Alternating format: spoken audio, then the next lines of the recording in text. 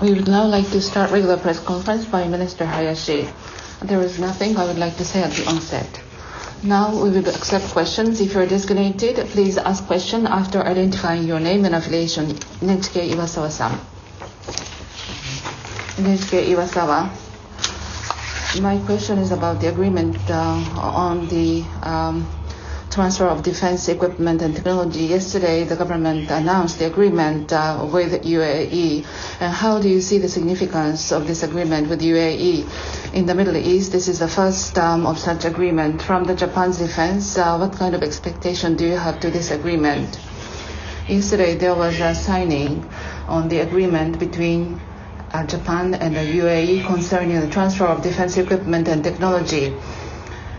This is to set up a legal framework on handling of defense equipment transferred between the two countries and technology in order to enhance cooperation in the areas of joint R&D, production of defense equipment and technology, and security and defense area.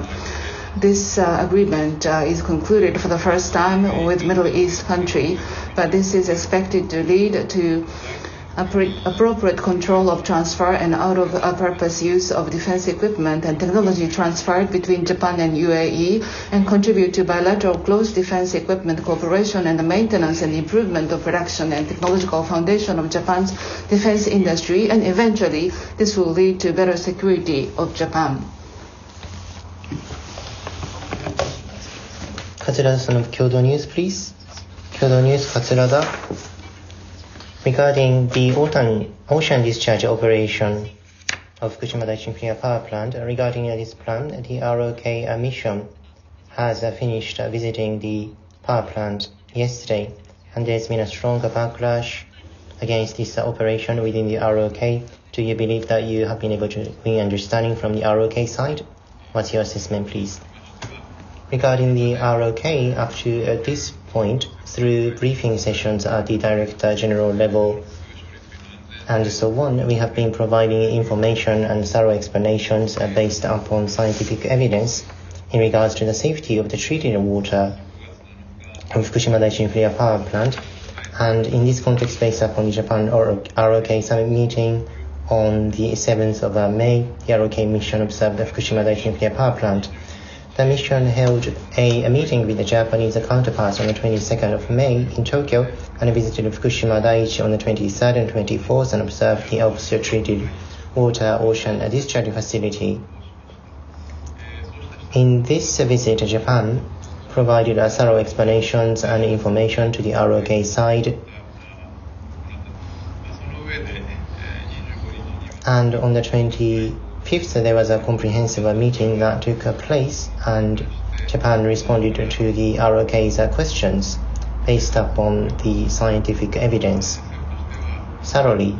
Through the acceptance of the ROK mission and so forth, the government of Japan will continue to offer sincere explanations based upon the scientific evidence with a high level of transparency. And we will make further efforts to further deepen the understanding within the ROK in relation to the safety of the Alps treated water discharge operation. Thank you. NHK Iwasawa-san. NHK Iwasawa. On the former civilian workers during the Pacific War, I have a question. In ROK, there were a ruling made, and one of the surviving plaintiff accepted the advice by the Korean government and decided to receive a payment. And this is the first time that the intent to receive is shown. What is your take? Thank you. In March, there was an announcement by the ROK government about the measures. And in order to gain understanding by plaintiff, ROK government is making a maximum effort. And as to the announcement by the ROK foreign ministry was done amid such situation. So this concludes today's press conference. Thank you very much.